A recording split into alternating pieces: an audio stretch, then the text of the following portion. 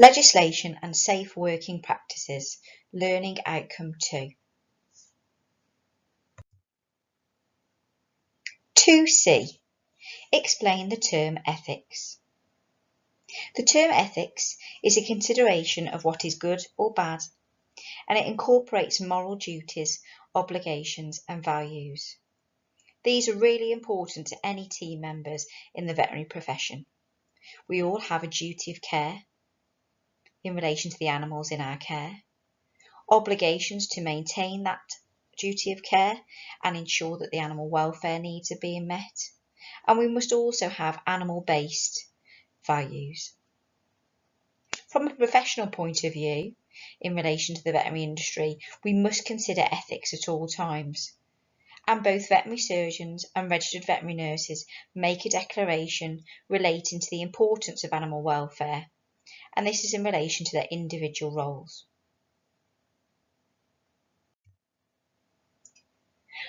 Our rights and responsibilities do go hand in hand. The RCVS brought in recent years, in April 2012, the fact that on registration with the RCVS, veterinary nurses must make a declaration in order for the right to practice veterinary nursing in the UK.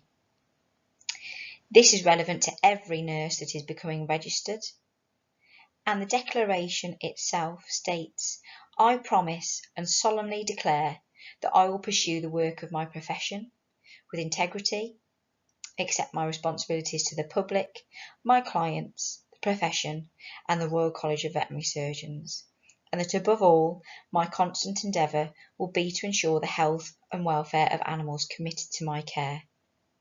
We talked last week about legislations, and this is all centred around this also. We must put animals at the centre of our role. Ultimately, they are the reason why we have completed the training in the first place.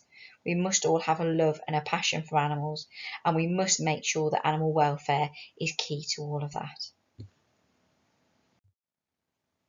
2D wants us to identify the ethical considerations in relation to the health and welfare of animals. The veterinary profession is an animal welfare focused profession. It is our responsibility to help to protect the welfare of animals, and we must ensure that no animal undergoes any unnecessary suffering at any time. We must bear this in mind at all times. The piece of legislation that we talked about in our last lesson includes acts such as the Veterinary Surgeons Act 1966, the Animal Welfare Act 2066, just to name a few.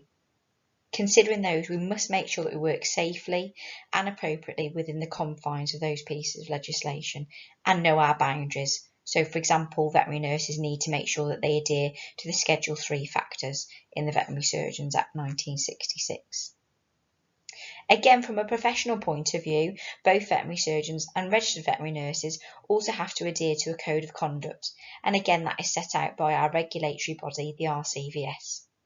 I've provided links below to give you access to both the Veterinary Nursing Code of Conduct and also the Veterinary Surgeon's Code of Conduct, and these will be really useful further reading for you.